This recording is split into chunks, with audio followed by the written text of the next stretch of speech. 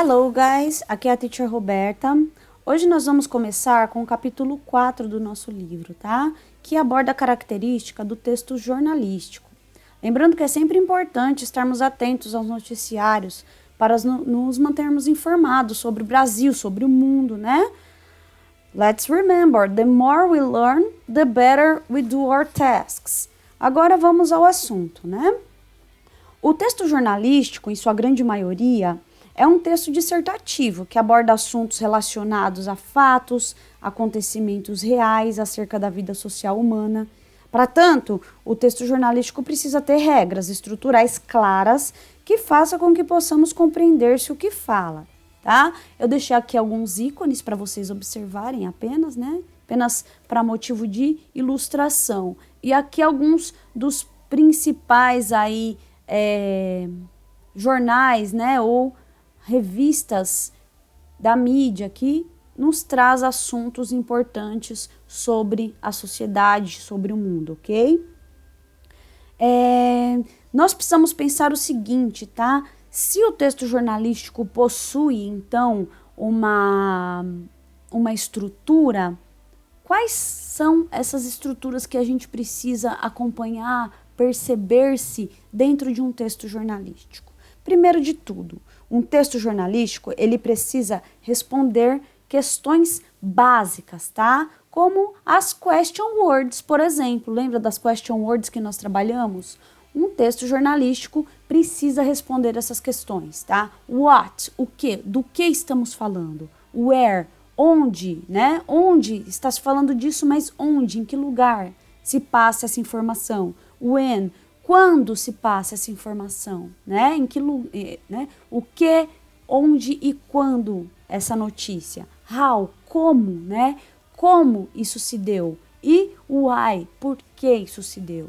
Tá? Então a gente precisa fazer essas perguntas lendo um texto para a gente saber do que se trata. Óbvio que nós não vamos ficar falando isso na nossa cabeça o tempo inteiro, né? A gente vai naturalmente se adequando a essas informações. Essas question words, elas precisam fazer parte do nosso dia a dia, né? E parte do dia a dia de uma notícia, para que ela seja clara o suficiente, né? A fim de que nós absorvamos toda a informação.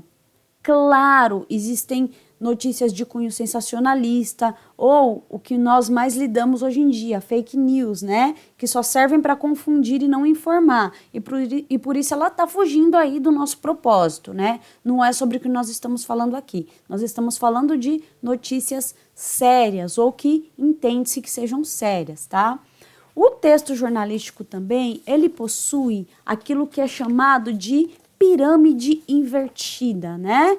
Inverted pyramid. Então, o que é essa inverted pyramid, né? No começo da notícia, título, subtítulo e primeiro parágrafo, o que precisa, né? É preciso aí uma condução que resume fatos mais importantes dessa história, essa história da qual eu estou tratando, né? Na segunda parte, esse parágrafo ele vai adicionar mais detalhe, né? Ou um plano de fundo aí, né? Um segundo plano da história, que vai fazer parte também, mas que não é de tanto destaque assim. O parágrafo de baixo, ou as próximas linhas da história, vai falar ainda mais detalhes ou opiniões, coisas que estejam de acordo ou que estejam vinculadas, que tenham algum elo com a história, né? E a cada parágrafo acrescentado são apenas mais detalhes que tornam aí a história, o artigo, né, de jornal mais rico, ok? Detalhe importante, tá? Uma notícia não se vale apenas da sua estrutura escrita. É claro, é de suma importância compreender os assuntos que estão relacionados a ela. Para tanto, é preciso estar atento a outras disciplinas, né, pessoal? A disciplinas, por exemplo, história, geografia, ciências de modo geral, filosofia, tudo que nos ajude a compreender melhor a história, tá bom? Sobre aquilo que se fala. Além da pirâmide estrutural, essa daqui que a gente está vendo, vale ressaltar também o discurso do jornal, ele é feito em terceira pessoa normalmente, tá? E quando eu estou tratando de falas de outras pessoas, o texto jornalístico utiliza muito o direct speech, tá? Que é o quê? O discurso direto. O discurso direto, ele reproduz exatamente a fala da pessoa. Olha aqui, eu peguei um exemplo do jornal The Guardian, tá? É um jornal gratuito que vocês podem ler pela internet, pelo celular, pelo computador. Você não paga nada para ler os seus artigos. E aqui eu tenho alguns exemplos de discursos direto, tá? Que são o quê? Opinião de outras pessoas. Então, ele sempre vai vir entre aspas, tá? Ó, todas essas aspinhas aqui, ó, esse sinal gráfico, ele pontua que essas informações são um direct speech, ok? É um discurso direto, tá? É sempre dessa maneira que é utilizado, ok? Isso dá à notícia também uma maior confiabilidade. Se eu estou falando, disse o ministro da Saúde, tal coisa, e aí abre aspas e coloco o que ele disse. Isso caracteriza, então, uma clareza daquilo de quem falou. Não foi eu, enquanto jornalista, que reproduzi aquela fala da maneira que eu quis. Não é uma opinião minha, tá? Eu retirei da fala de tal pessoa, né? Então, para finalizar aí, um pouquinho de gramática, tá? Sabemos que um texto jornalístico, ele pode possuir mais de uma estrutura linguística. E aqui a gente destaca 2 tempos verbais bastante utilizados, tá?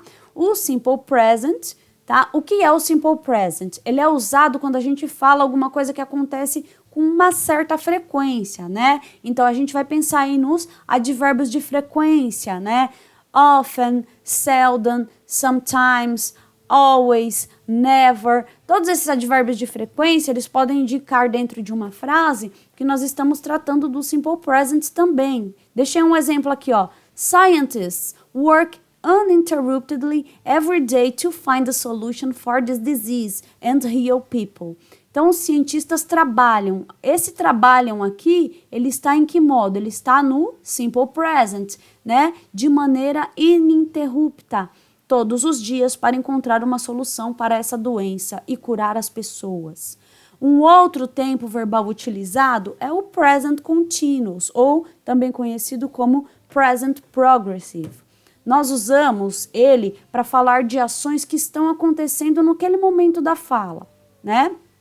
Se eu estou falando de uma coisa que está acontecendo ou que começou e ainda acontece, que tem esse período de duração durante a minha fala, então eu uso o present continuous, ou também conhecido como present progressive. Exemplo, 1,000 of people are getting infected by this virus. Então, no momento que eu estou falando, né, está acontecendo, ó, milhares de pessoas, né, estão se infectando com este vírus. No momento da minha fala, esse getting infected, né, estão sendo infectadas, estão sendo infectadas, está acontecendo nesse exato momento, né? Por isso eu uso present continuous, tá? É um tempo verbal que está falando de uma ação que ainda está acontecendo neste momento. Esses daqui são alguns dos tempos verbais que ocorrem aí no texto jornalístico, tá? Deixei aqui para vocês alguns links para maiores informações, tá? São 2 artigos que tratam da estrutura do texto jornalístico. Para quem tiver um maior interesse, quiser averiguar outras informações, né? Tiver interesse na área do jornalismo, este daqui é um dos... esses 2 artigos aqui são alguns artigos que eu achei interessante para que vocês lessem aí a respeito do texto, ok?